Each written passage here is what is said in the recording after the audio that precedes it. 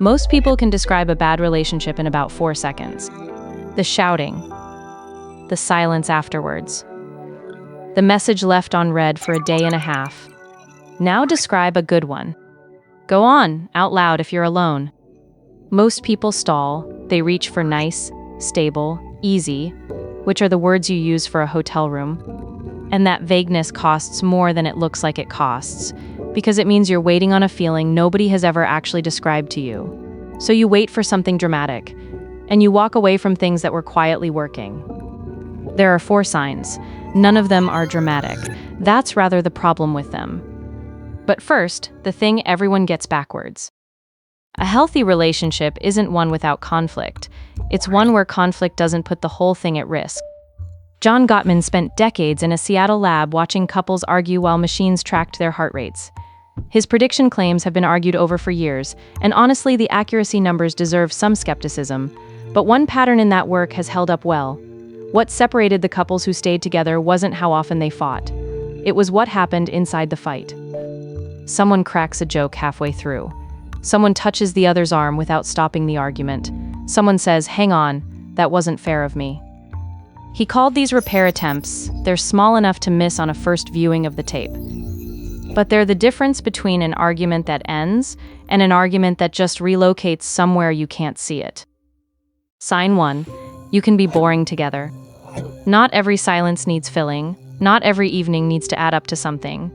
You can sit in the same room doing separate things, and neither of you is quietly running the calculation. Are we okay? Here's why that matters. Anxiety produces performance. When you're not sure of someone, you're always doing a bit. Being funny, being useful, being interesting, being low maintenance, which is its own full-time job. Safety is just what's left over when the performance stops. So if you come home drained after seeing someone, ask the slightly uncomfortable question, was it them? Or was it the version of yourself you had to run to be around them? Sign 2, you're allowed to get things wrong. Let me be concrete, because the abstract version of this is useless. 2 versions of the same evening. Someone forgets to mention they've made plans on a night that mattered to you. You bring it up. Version 1, they explain why it wasn't really that important. Why you'd have known if you'd been listening, why they've been under a lot of pressure lately. By the end, you're the one apologizing, and you're genuinely not sure how that happened. And it goes in the file, because in this relationship, everything goes in the file, and the file gets read aloud in 3 months' time. Version 2, they say, "Oh, I didn't realize that night mattered to you. Tell me why it did." Nothing has been solved, nobody's agreed on anything, but the temperature has dropped about 10 degrees, and now you're 2 people looking at a problem instead of 2 people looking at each other. The difference isn't character. It isn't that one of them is a kinder person. It's which question they reached for first. Do I want to win this, or do I want to understand it? Because most arguments aren't about the thing. 2 people are defending a version of themselves, and the dishes are just where it happened to land. Sign 3. And this is the one people don't expect. Watch how they respond when you succeed. There's a body of research on this, led by a psychologist called Shelley Gable, on what she named capitalization, the way we share good news, and what happens when we do. Her finding: responding to a partner's good news with real active interest is strongly tied to relationship quality. Not more important than showing up in a crisis. That's not the claim, but it does far more work than most people assume, and almost nobody is watching for it. Because crisis is legible. Crisis announces itself. Almost anyone will rise to a crisis. You can run on adrenaline for a fortnight. But when they come through the door lit up about something small, a compliment from someone they respect, an idea they had on the walk home, that's when you get a choice that doesn't feel like a choice. You can turn towards it, or you can say, "That's great," without lifting your eyes from your phone. Showing up in the hard moments keeps a relationship alive. Showing up in the good ones is what makes it worth being alive inside.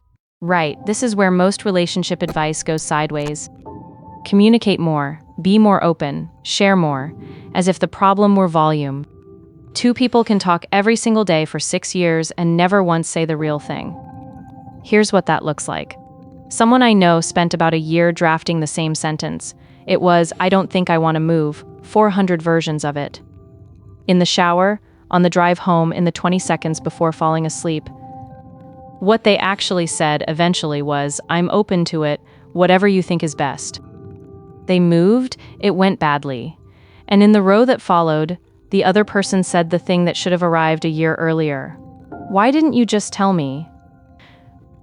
Which is the right question and also the wrong one, because they had told them 100 times in a register so soft it was designed to be missable. That's what the softening is for. It's built to be deniable. So notice when you edit yourself. Some editing is just manners. That's fine, that's most of adult life. But there's a different kind, where you rehearse a sentence 4 times and then pick the softest version, and you're not being kind. You're managing a risk? That isn't a communication problem, that's a safety problem, and more talking won't touch it. Sign 4 is the hardest, so I've put it last. Sometimes the person you've been waiting to change is doing precisely what they've always done. Nothing has changed in them at all. What's changed is your tolerance. We're extraordinarily good at explaining people. We supply the context, their childhood, their job, the month they've had. That's empathy, and it's genuinely good. It's most of what makes love workable. But empathy can quietly turn into a way of never asking for anything.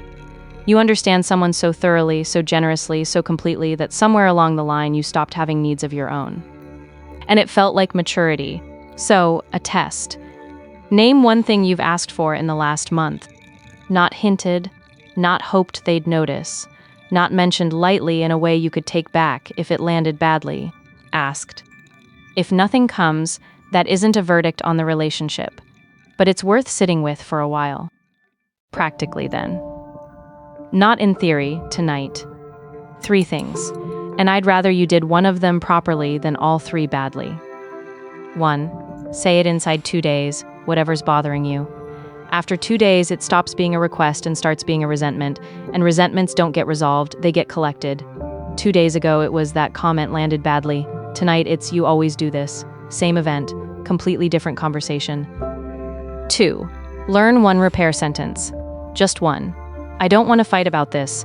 I want to fix it. Say it mid-argument, at the worst possible moment, when you least want to, and it will taste terrible. It works because it interrupts the pattern, not because it's clever.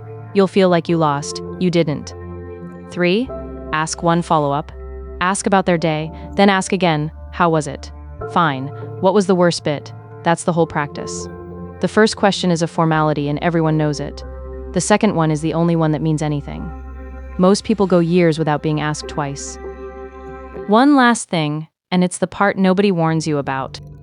A healthy relationship can feel underwhelming at first.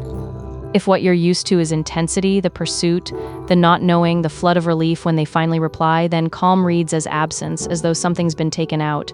You keep checking the room for it. But that intensity wasn't love. That was a nervous system on a roller coaster. And somewhere along the way, you learned to call the drop excitement. So maybe the question was never, do they love me? Most people can answer that one, and the ones who can't already know. The better question is, who am I around this person? More myself or less? More honest or more careful? Do I take up more room here than I used to, or less? You don't need a dramatic answer. You've had the answer for a while. Some relationships ask you to shrink to fit inside them. The right ones just make more room.